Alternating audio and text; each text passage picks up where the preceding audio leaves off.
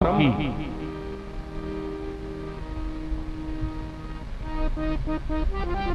तो सबसे पहले क्या कथा थी?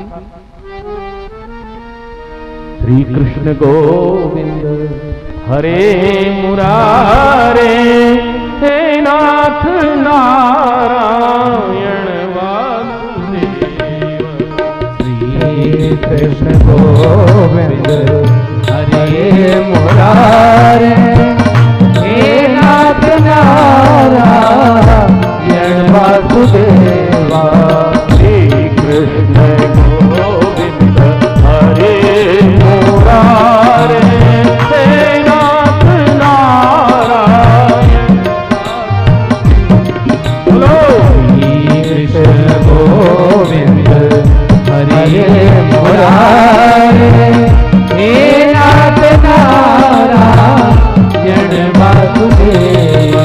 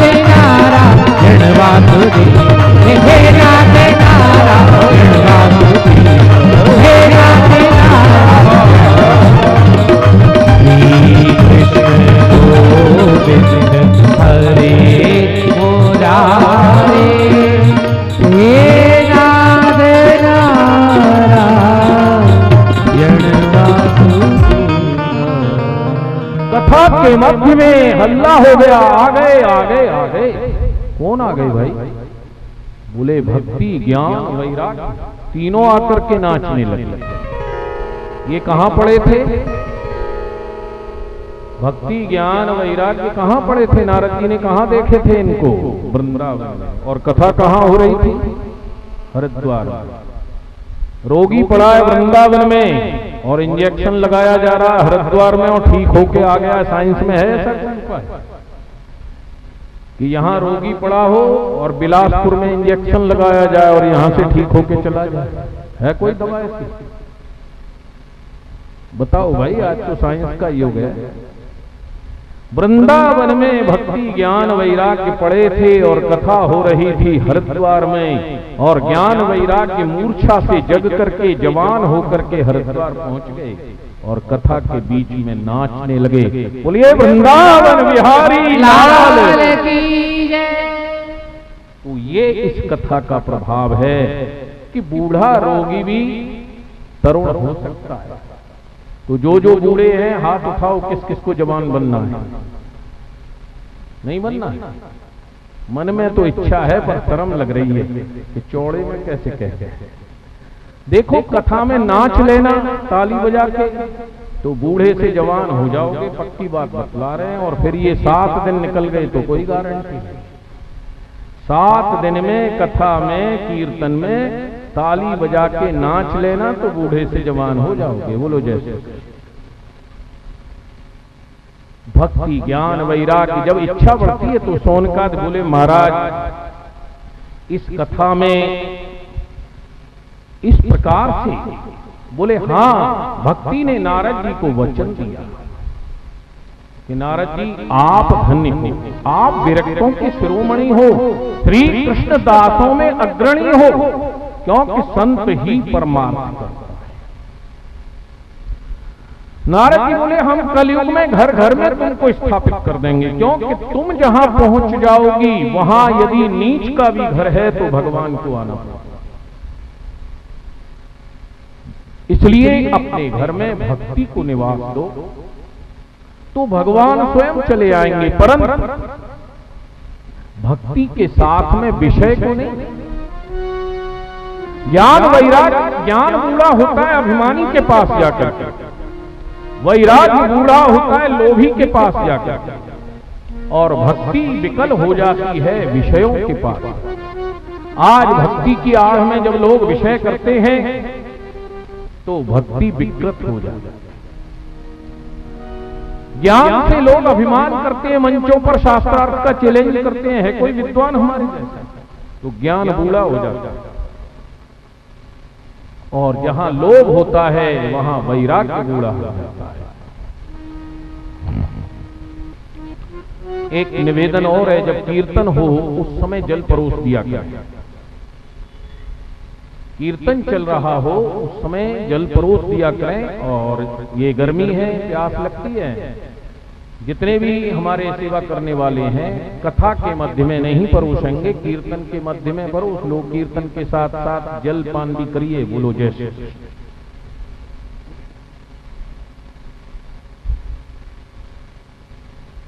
तो भक्ति ने नारद जी से कहा कि उस पैसे वाले से निर्धन भी धन्य है जिसके हृदय में भक्ति निवास करे, क्योंकि जहां भक्ति पहुंच जाएगी वहां भगवान पहुंच जाएंगे, और जहां भगवान पहुंचेंगे वहां लक्ष्मी पीछे पीछे जाती है, तो वो फिर निर्धन रह जाएगा क्या?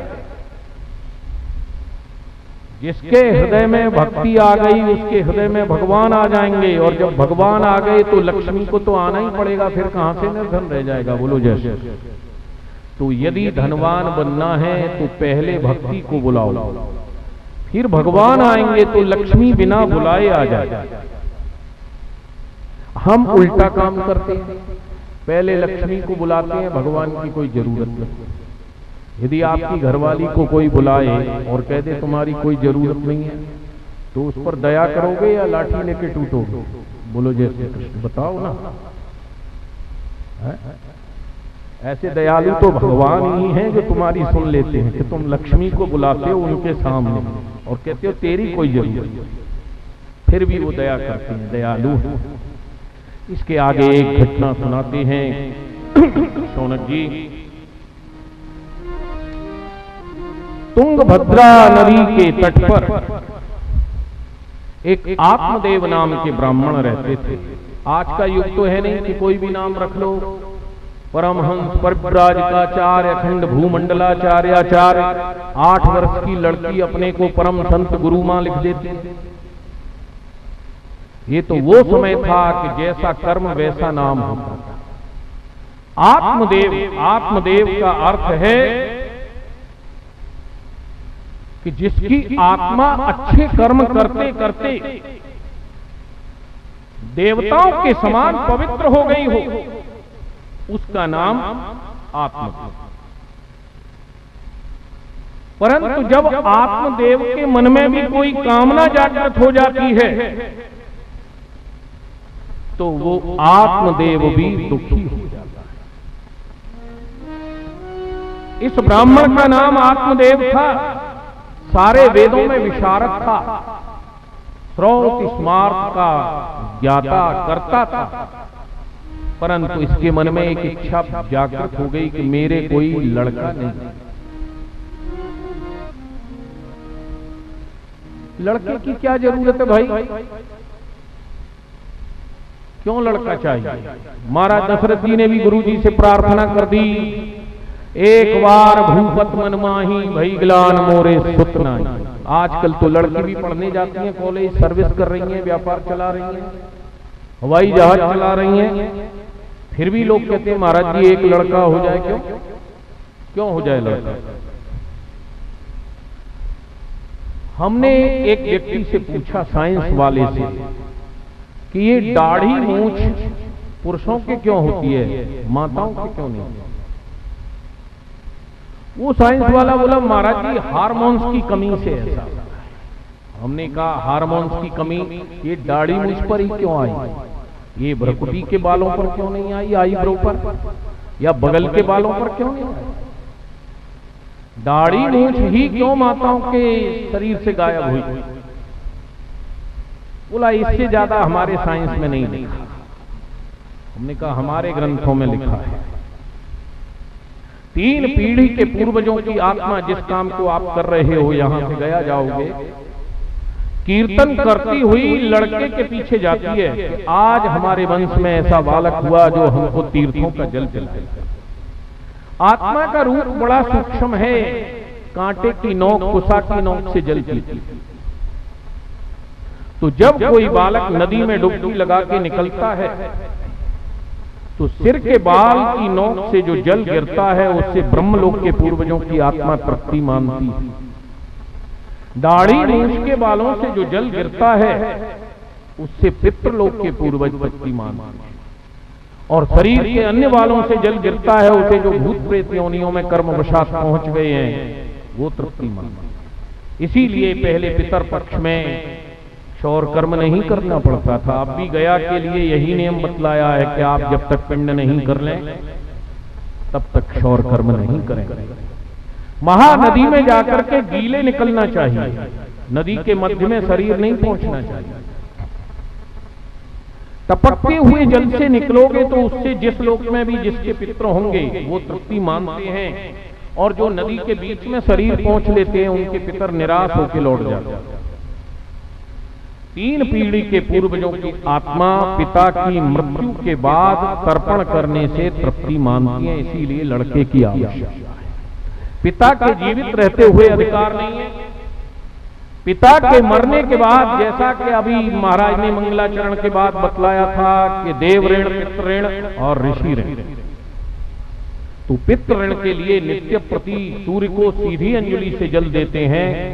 पितामह प्रपितामह माता माता पितामही प्रपितामही और मातामह और मातुला 3 पीढ़ी के लिए अंगूठे के सहारे से नित्य प्रति 3-3 बार जल देना चाहिए। नाम और गोत्र का उच्चारण, मम पिता नाम गोत्र लो तर्पयामी तर्पयामी, मम पितामह दादाजी का नाम लो, मम प्रपितामह परदादा का नाम लो। नाम याद नहीं है तो खाली गोत्र कह के मम परदादा दादा कुछ भी कह लो। और तर्पण करो। जो पुत्र पिता की मृत्यु के बाद तर्पण नहीं करता है, पूर्वज उसका रक्त शोषण करते हैं, वो रोगी हो जाता है। इसलिए सूर्य को गायत्री मंत्र से नित्य प्रति जल देना चाहिए 4 बार। पर आजकल तो हमको यही पता नहीं लगता कि सूर्य उदय कब होता है महाराज जी। हमारे कमरे में एसी लगा है, पर्दा लगे हैं, पता ही नहीं लगता है सूरज कब निकलता है। जब सूरज सिर पे आ जाता है तब तो हम सो के उठते हैं। बोलो जय श्री कृष्ण। तो सूर्य उदय के पहले नहाइए, नहा करके सूर्य को जल दीजिए और भजन पाठ पूजा गुरु मंत्र जपने के बाद 3 पीढ़ी के पूर्वजों को तर्पण करिए। तर्पण होम करें विधिनाना, विप्रजवाय दे बहुदाना, तुमते अधिक बुरे दिए जानी, सकल भाए सेवै सलमानी, सब कर मांगे एक फल, राम चरण रत हो, मन मंदिर तिनके बसो रघुनंदन। इसलिए ये दाढ़ी मूछ केवल लड़काओं के आती है। तो आत्मदेव के यहाँ कोई लड़का नहीं। मन में ग्लानि हो गई, अरे मेरे कोई लड़का। जिस गाय को रखता था वो गाय भी बांझ हो जाती थी, जिस पेड़ को लगाता था उसमें फल नहीं पैदा होते थे। एक दिन मन में चिंता हुई कि इससे तो मर जाना अच्छा है। जंगल में गया, आत्महत्या करना सबसे बड़ा पाप है। सोचा कोई जंगली जानवर खा लेगा, झंझट खत्म हो जाएगा। परंतु वहां एक यति मिले। दुर्दशा ब्राह्मण की देखी, साधु के मन में दया आ गई। बोले कथम रोदशी विप्र त्वं काते चिंता बलीयसी, वद त्वं सत्वरम मह्य स्वस्य दुख कारण। अरे क्यों रो रहा है ब्राह्मण, क्या है तेरी चिंता, हमको बतला अपने दुख का कारण। बोले महाराज क्या बताऊं, मेरे पूर्व जन्म के पापों का फल है कि मेरे संतान नहीं है। मैं जिस गाय को पालता हूं वो भी बांझ हो जाती है, जिस पेड़ को लगाता हूं उसमें भी वृक्ष नहीं। तो मेरे संतान कैसे हो। साधु ने रेखा देखी, माफी की। बोले तद्भालाक्षरम मालाम च वाक्यामास योगवान, सर्वज्ञात्वा यति पश्चात् विप्रमुचे सविस्तर। मैंने तेरे माथे की रेखा देखी है, भाग्य रेखा देखी, तेरे तो 7 जन्म बच्चा पैदा नहीं हो ब्राह्मण, और छोड़ दे बेटा और बेटी की आशा। मुंचा ज्ञानम प्रजारूपम बलिष्ठा कर्मणो गति, विवेकम तु समासाध्य त्यज संसार वासना। अरे ये पुत्र लड़का लड़की की वासना को त्याग। क्या करेगा लड़का, बुढ़ापा आने के बाद सोचेगा जल्दी से जल्दी मरे और कब इसका धन हमको मिले।